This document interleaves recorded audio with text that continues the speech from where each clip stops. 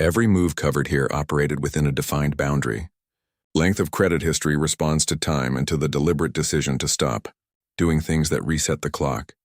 Credit report errors respond to documentation, to certified letters, to process that the Fair Credit Reporting Act makes available to every consumer, regardless of their credit profile. And RapidRescore responds to preparation, to the borrower who identified the needed change, executed it, gathered the documentation, and arrived at the mortgage table ready to use a tool that most applicants have never heard of before. The closing date is already 2 weeks away. What all three topics share is a ceiling. Each one addresses a specific component of a specific file at a specific moment in time. Each one produces a measurable result within a defined framework, and none of them answers the question that every borrower who has been through this process eventually arrives at, which is not how do I fix this score, but what am I actually building, and where does all of this effort lead? That question has more than one answer. It has a financial answer, measured in interest rates and loan approvals and premiums that most people have never connected to their credit file. It has a strategic answer, measured in the decisions that elite borrowers make, differently and consistently over decades until the score takes care of itself. And it has a quieter answer that takes the longest to understand but matters more than any specific technique. What you are about to read is that answer. Length of credit history. The only component you cannot hack. Every other of the credit score is responsive to deliberate action. Utilization drops when you pay down balances or increase limits. Payment history improves with each consecutive on-time payment added to the credit mix. Expands when you open the right type of account. New credit recovers as inquiries age off the file and new accounts mature. There are strategies, timelines, and specific moves for each of those that produce measurable results within months of implementation. Length of credit history does not work that way. It is the one component that answers only to time, that no payment strategy can accelerate, that no product can replicate, and that no technique in the credit optimization space can shortcut. You either have the history or you do not. And the only thing that creates more of it is the passage of time. Length of credit history accounts for 15% of the FICO score and is evaluated through 3 measurements. The first is the age of the oldest account in the file, which rewards borrowers who have been managing credit relationships for a long period. The second is the age of the newest account in the file, which is influenced time a new account is opened and which decreases the raw measurement of how credit was first established. The third is the average age of all accounts in the file, which is the most sensitive to new account openings because each new account starts at 0 months and pulls the average down regardless of how old the other accounts. The practical consequence of this structure is that every new account you causes an immediate decrease in the average age of your file. A borrower with 5 accounts averaging 8 years of history, who opens a new, drops that average meaningfully on the day the new account appears.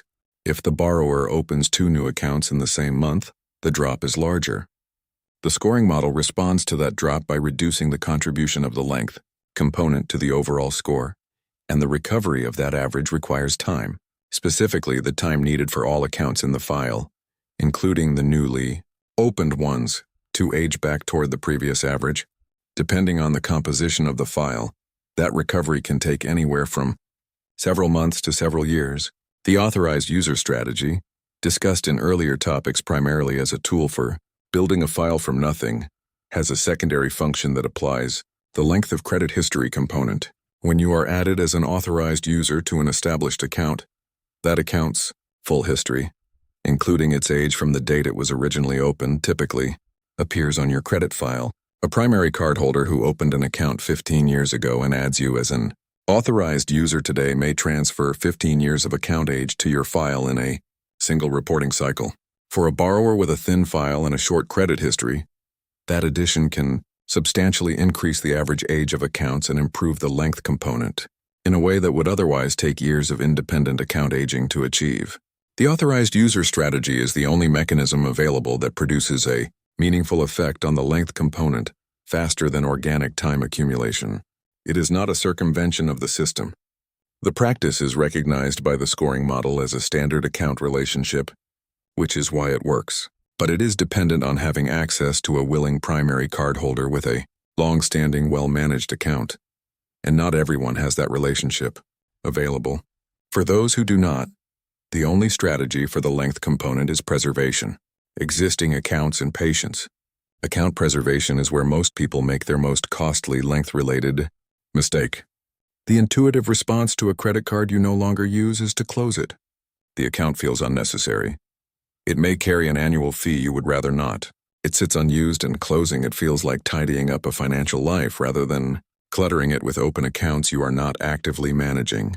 What closing that account actually does is remove a credit limit from your total available credit, which can increase your overall utilization ratio, and remove an aged account from your file, which can lower both your oldest account age and average age of accounts depending on the account's position in your history. If the account you close is your oldest, the oldest account measurement drops to whatever the next oldest account in the file is, and that drop in the length component can take years to recover because the only recovery mechanism is the closed account rule is one that most people learn too late. A closed account in good standing does remain on the credit file for 10 years, following the closure date, which means it continues to contribute to the oldest account age measurement during that window. But once the 10 years pass and the account ages off the file, its age is permanently removed from the calculation. The prevention strategy is straightforward. Before closing any account, confirm that it is not your oldest account and assess the impact on your average age. If keeping the account open costs nothing or only a small annual fee, the credit file benefit of leaving it open typically outweighs the cost of the fee. If the fee is large, a product change request to a no-fee version of the same may be available from the issuer, which preserves the account history without the ongoing cost. The most actionable strategy for the length component is not doing things, not closing old accounts, not opening new ones unnecessarily, not allowing the average age to be disrupted by products you do not need. Every unnecessary account opening imposes a recovery cost on the length component that must be paid in time, and time is the one resource this component never gives back faster than it actually passes. What you find when you pull your own credit file is not always an accurate reflection of your actual credit history, and the errors sitting in those files waiting to be found affect more people. Most of them realize. Credit report errors, how common they are and how to fight them. 1 in 5 Americans has an error on at least one of their 3 credit reports. That is not an estimate from a consumer advocacy group with an agenda. That is the finding from a Federal Trade Commission study conducted over several years using a methodology rigorous enough to be cited in congressional testimony. 1 in 5. If you have never pulled your full credit reports and reviewed every line of every account, the probability that your file contains inaccurate information, your score is not negligible. It is substantial, and the cost of those errors measured in points lost, in higher interest rates paid, and in applications denied for reasons that were never accurate to begin, is real and ongoing until someone identifies and corrects them. The categories of errors that appear on credit reports fall into several distinct types, each requiring a different correction approach. The first category is personal information errors, where your name, address, date of birth or social security number is recorded incorrectly, or where information belonging to another person with a similar name has been merged into your file. This last scenario, called a mixed file, is more common than most people realize, and can result in another person's collection accounts, late payments, or records appearing on your credit report as if they belong to you. Mixed files are particularly common among people who share a name with a family member, including suffixes like junior and senior that are sometimes dropped in data processing. The second category is account status errors, where an account that is current being reported as delinquent, where a balance that has been paid is still outstanding, where an account you closed is being reported as open, or where a closed account is being reported with a status that does not reflect the actual circumstances of the closure. Accounts reported as charged off when they were paid in full, accounts showing incorrect credit limits that artificially inflate your utilization ratio, and accounts with incorrect opening dates that affect the length of credit history component are all examples of account status errors that carry direct scoring consequences. The third category is duplicate account reporting, where the same debt appears on your file more than once. This can happen when a debt is sold from one collector to another, and both the original account and the new collection account appear on the file simultaneously, or when a creditor reports the same account to multiple bureaus in a way that creates duplicate entries in the file. Each duplicate entry compounds the negative impact of the original derogatory and can be disputed as inaccurate reporting regardless of whether the debt is legitimate. The fourth category is the outdated negative item, where a collection or delinquency that should have aged off the file under the 7-year Fair Credit Reporting Act reporting window is still appearing on the report. The 7-year clock starts from the date of first delinquency on the account, not from the date the account was sold to a collection agency, or the date the agency first reported it.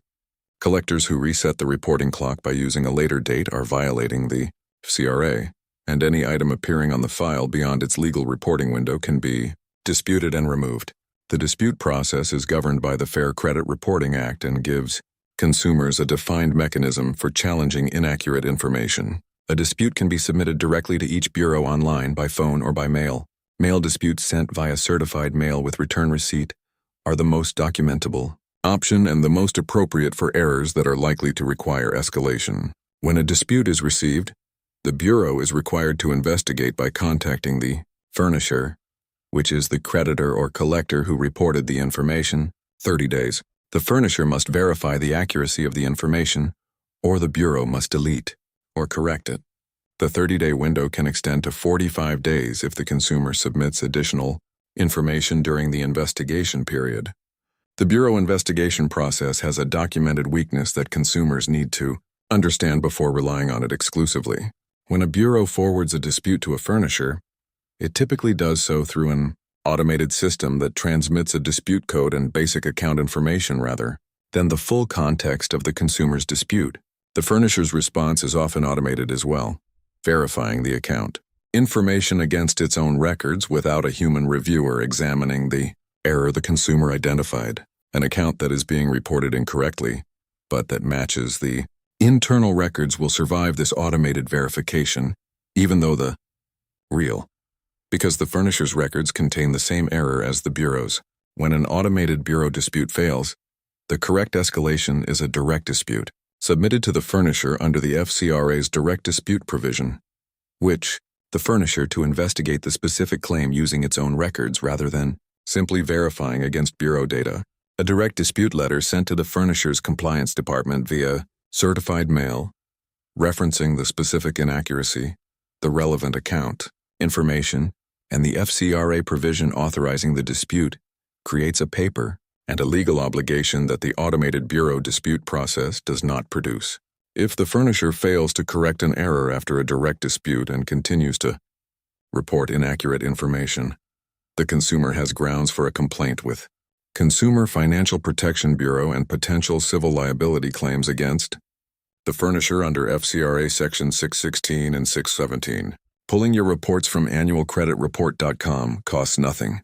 Reviewing them line by line takes less than an hour, and the probability that the hour produces a finding worth disputing is high enough that the exercise is worth treating as an annual obligation rather than an occasional curiosity. The next topic addresses the strategy that most credit optimization guides mention, last if they mention it at all, even though it has the potential to produce improvement faster than almost any other single move available to a consumer whose file is already in reasonable shape. The RapidRescore process, when and how to use it. Most people assume that when a change happens on their credit file, they have to wait for the next reporting cycle, the next bureau update, the next monthly statement to see that change reflected in their score. For the vast majority of credit file changes in the vast majority of that assumption is correct. Bureaus update files on their own schedule. Creditors report on their own cycles. And the consumer waiting for a score improvement after paying down or correcting an error is typically looking at a 30 to 45-day window before change registers. In most situations, that wait is tolerable. But there is one specific situation where waiting 30 to 45 days is not an option, and for that situation there is a process most consumers have never heard of that can update a credit score within days rather than weeks. RapidRescore is a process available exclusively through mortgage lenders and mortgage brokers, not directly through consumers, not through credit repair companies, and not through the credit bureaus themselves. It works by allowing a lender to submit verified documentation of a credit file, changed directly to the bureaus through an expedited processing channel, bypassing the normal monthly reporting cycle and producing an updated score within 2 business days. The lender pays a fee for the service, typically per trade line per bureau, and Cost is either absorbed by the lender or passed to the borrower as part of the loan. Transaction costs. The process is not available for general credit improvement purposes outside of an active mortgage application, and any company offering RapidRescore directly to consumers independent of a mortgage transaction is misrepresenting the scenarios where RapidRescore produces its most significant impact are narrow, but consequential. The most common is a mortgage applicant who has the financial resources to pay a credit card balance or pay off a collection account, and whose score would, for a better loan tier or a lower interest rate if the updated balance were reflected in the score immediately rather than waiting for the next reporting cycle. A borrower whose score is sitting at 718 and who needs a 720 to qualify for a better rate tier has a clear and specific problem that a paid down balance could solve. But if the closing is scheduled in 2 weeks and the next bureau update cycle is 4 weeks away, the standard reporting timeline makes the improvement impossible to use. RapidRescore bridges that gap by updating the file immediately with verified documentation of the change. The verification requirement is what makes RapidRescore different from a consumer simply calling the bureau and claiming a balance was paid. The lender must submit documentation that the change occurred, typically a zero balance letter from the creditor, a payoff confirmation, a deletion letter from a collection agency, or a corrected account statement. The bureau processes the verified documentation and generates a new score, the updated file. If the documentation is accurate and the change produces the expected score movement, the lender receives the updated score within the expedited processing window and can use it for the loan qualification. The limitations of the process are equally important to understand. RapidRescore can only update information that has actually changed and can be verified through documentation. It cannot remove accurate negative information. It cannot accelerate the aging of inquiries off the file. It cannot add payment history that does not exist. It is a documentation processing expediter, not a credit repair mechanism. Consumers who are told by a mortgage broker that RapidRescore will fix a credit file are being misled about what the process does. It updates accurately and quickly. It does not erase, manufacture, or improve information beyond what the documented change would produce through the normal reporting cycle. The optimal use of RapidRescore requires preparation before the mortgage process begins rather than reactive scrambling after the loan application is submitted. A borrower who identifies the specific score changes needed to reach a target, executes those changes by paying down balances or resolving collection accounts, gathers the documentation of those changes before the application is submitted, and then presents that documentation to the lender at the time of application is in best position to use RapidRescore effectively. A borrower who discovers the gap during the underwriting process and attempts to make changes on an accelerated timeline is managing a more difficult and stressful version of the same problem. The broader lesson that RapidRescore illustrates is one that applies to every credit strategy discussed in this course. The credit system operates on timelines that do not align with the timelines of financial decisions. Bureau reporting cycles, account aging, inquiry expiration, and payment history accumulation all move at their own pace independent of when you need a loan, when you want to rent an apartment, or when an employer is reviewing your file. The consumers who benefit most from understanding how the system works are the who begin the preparation process long before the deadline arrives, who identify gaps in their file while there is still time to close them through standard channels, and who arrive at the lending table with a file that was deliberately built rather than accidentally accumulated. The RapidRescore process exists because even perfect preparation occasionally encounters a timing problem that could not have been anticipated. It is a useful tool for a specific situation. The preparation that makes it rarely necessary is the more important practice. The final topic in this course does not introduce a new technique or strategy. It addresses the question underneath all of the preceding topics, the question of what you are actually building toward and why the system, for all its complexity and opacity, is worth understanding completely. Every topic covered here answered to the same underlying constraint. Length of credit history is the one component that cannot be accelerated, optimized, or replicated by any product. It accumulates at its own pace, loses ground every time a new account is opened, and rewards only the borrower, who was disciplined enough to stop disrupting it. Credit report errors are correctable, but only by the borrower who took the time to pull the reports, read every line, and execute a dispute process that the system never designed to make intuitive. And RapidRescore is available only to the borrower who prepared early enough, documented thoroughly enough, and arrived at the mortgage table with the leverage already in hand. What all three topics share is the same fundamental truth about how this system works. The consumers who benefit from it are not the ones who react to it. They are the ones who understood it before they needed it. And that distinction between reacting and understanding is exactly where everything in this course has been pointing.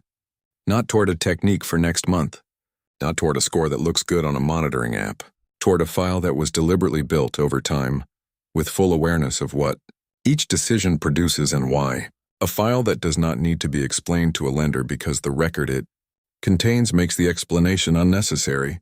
The 3-digit number is only part of the story. What that number represents, what it costs when it is wrong, what it earns when it is built correctly, and what it means across every financial decision you will, for the rest of your life, that is the story waiting for you next.